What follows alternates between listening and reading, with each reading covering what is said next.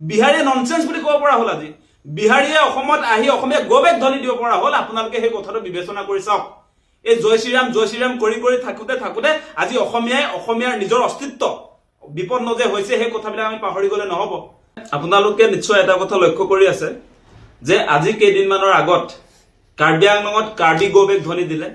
আৰু যোৱাকালি আপোনালোকে নিশ্চয় দেখা পালে গুৱাহাটীৰ মাজমজিয়াত আৰ্যনগৰত অসমীয়া গবেগ ধ্বনি বহিৰাগত বিহাৰীয়ে দিব পৰা হ'ল মানে এই যে অসমীয়াক আজি চ্যালেঞ্জ কৰিব পৰা হ'ল বিহাৰীয়ে ইয়াৰ আৰত আচলতে কোন আছে কাৰ পৃষ্ঠপোষকতাত বিহাৰীৰ দপদপনি অসমত চলিছে সেই কথাটো আপোনালোকে বিবেচনা কৰি চাওক এই বিজেপি চৰকাৰ শাসনলৈ অহাৰ পাছত আপোনালোকে নিশ্চয় লক্ষ্য কৰিছে কেনেকুৱা ধৰণে আচলতে বহিৰাগত মানুহে অসমত দপদপনি চলাইছে সেই কথাটো আপোনালোকে নিশ্চয় লক্ষ্য কৰিছে আজি কেইদিনমানৰ আগত আমি পল্টন বজাৰত দেখিলো তাতো অসমীয়া মানুহক আচলতে তেওঁলোকে হাৰাশাস্তি কৰিছে সিদিনা ফেন্সি বজাৰত আপোনালোকে নিশ্চয় লক্ষ্য কৰিছে এগৰাকী যুৱতী মহিলাক কেনেকৈ আচলতে বহিৰাগতই কেনেকৈ অপদস্থ কৰিছে আপোনালোকে নিশ্চয় দেখা পাইছে মানে এই বিজেপি চৰকাৰৰ দিনত কোনো কাৰণতে অসমৰ খিলঞ্জীয়া মানুহ যে নিৰাপত্তা নহয় সেই কথাটো আপোনালোকে নিশ্চয় লক্ষ্য কৰিছে মানে তেওঁলোকৰ দপদপনি বিজেপিৰ পৃষ্ঠপোষকতাত যে বাঢ়িছে সেই কথাটো আপোনালোকে ভালকে ভাবি চাওক আগতে সেই কাৰবাৰ আমি দেখা পোৱা কেতিয়াও নাছিলো আগতে বহিৰাগত মানুহে অসমীয়া মানুহৰ ওপৰত হাত তোলা আমি দেখাই পোৱা নাছিলো আচলতে আমি প্ৰথমবাৰৰ কাৰণে দেখিলো যেতিয়া বিজেপি চৰকাৰ 2016 চনত শাসনলৈ আহিলে তেতিয়া চিলাপথাৰত সুবোধ বিশ্বাসৰ নেতৃত্বত আচলতে লংকাকাণ্ড সংঘটিত কৰা হৈছিল তাত আছুৰ কাৰ্যালয় লণ্ডভণ্ড কৰি দিয়া হৈছিল তাত আমাৰ স্বনামধন্য ভূপেন হাজৰিকা জ্যোতিপ্ৰসাদ আগৰৱালা বিষ্ণু ৰাভাৰ ফটো ফালি চিৰি আচলতে তেওঁলোকে কেনেকুৱা এটা পৰিস্থিতিৰ সৃষ্টি কৰিছিল আপোনালোকে নিশ্চয় মনত ৰাখিছে মানে এই বিজেপি চৰকাৰ মানে বহিৰাগতৰ চৰকাৰ হেতুহে মই বুজি পাইছো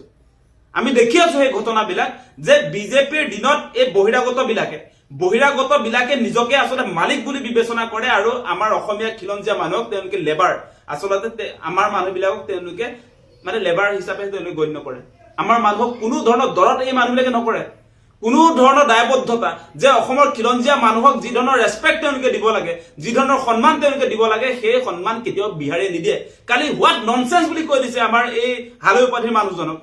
বিহাৰীয়ে ননসেন্স বুলি ক'ব পৰা হ'ল আজি বিহাৰীয়ে অসমত আহি অসমীয়া গবেগ ধ্বনি দিব পৰা হ'ল আপোনালোকে সেই কথাটো বিবেচনা কৰি চাওক এই জয় শ্ৰীৰাম কৰি কৰি থাকোতে আজি অসমীয়াৰ নিজৰ অস্তিত্ব বিপন্ন যে হৈছে সেই কথাবিলাক আমি পাহৰি গলে নহব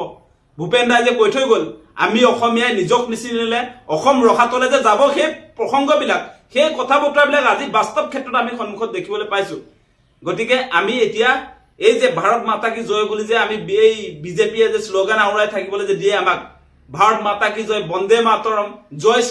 শ্ৰীৰাম কৰি আমি হিন্দু হবলৈ গৈ এতিয়া আমি অসমীয়া বিলাকে আসলে মাৰ খাবলগীয়া হৈছে হেতুৱে হৈছে এতিয়া হিন্দু বুলি কৈ এতিয়া আমাৰ অসমীয়া মানুহক তেওঁলোকে মাৰপিট কৰিবলৈ আজি প্ৰতিটো মুহূৰ্তত আপোনাৰ কোনো ধৰণৰ কুণ্ঠাবোধ কৰা নাই কোনো কেৰেপে কৰা নাই আপোনালোকে নিশ্চয় লক্ষ্য কৰিছে গতিকে এই মুহূৰ্তত অসমীয়া মানুহে এটা কথা আসলে হকিয়াই দিব লাগে যে বিজেপি চৰকাৰ হকিয়াব লাগে কি হয় এইকিটা এই বিজেপি মানুহবিলাকে এটা নতুনকৈ আসলে নীতি শিক্ষা দিবলৈ আহে যে কোনোবা মানুহৰ বেলেগ কোনো পৰিকল্পনা কেৱল বিজেপিৰ আছে তেওঁলোকৰ ছত্ৰছায়াত তেওঁলোক যে আপোনাৰ এই বিহাৰী মাৰোৱাৰী যিবিলাক বহিৰাগত যিবিলাকে অসমীয়া হ'ব পৰা নাই অসমত থাকি সেই মানুহবিলাকৰ বেকগ্ৰাউণ্ডত এই বিজেপিৰ মানুহবিলাক থকাৰ কাৰণে তেওঁলোকে দপদপাই আছে অসমত এই বিজেপি চৰকাৰখনৰ কাৰণেই যে আমাৰ অসমৰ খিলঞ্জীয়া মানুহবিলাকে এতিয়া মাৰ খাবলগীয়া হৈছে প্ৰতিটো মুহূৰ্তত সেই কথাটো আপোনালোকে বিবেচনা কৰি চাব বিজেপি মানে মই সেই কথাটোৱে বুজি পাওঁ যে বহিৰাগতৰ চৰকাৰ এখন আচলতে বহিৰাগতৰ চৰকাৰ এতিয়া সেই গুপ্তা উপাধিৰ মানুহ এজনকতো আপোনাৰ গুৱাহাটীৰ মাজমজিয়াত বিধায়ক বনাই পেলালে আজি হাৰিয়ানাৰ পৰা মানুহ আহি ইয়াত অসমততো কেবিনেট মন্ত্ৰী হৈ যায় আজি অসমৰ ভৱিষ্যত নিয়ন্তা আজি অশোক সিংঘাল সমষ্টি ডিলিমিটেশ্যন কৰাৰ তেওঁৰ ওচৰত পাৱাৰ থাকে অসমৰ খিলঞ্জীয়া মানুহৰ হাততো সেই ক্ষমতাটো নাথাকে আজি অসমৰ কোনোবা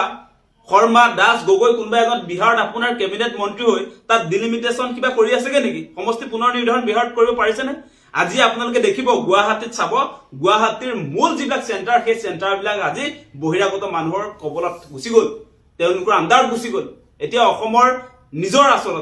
নিজৰ বুলিবলৈ একো নাইকিয়া হৈছে মেইন জেগাবিলাকত এতিয়া আচলতে এই বহিৰাগতই কব্জা কৰি পেলাইছে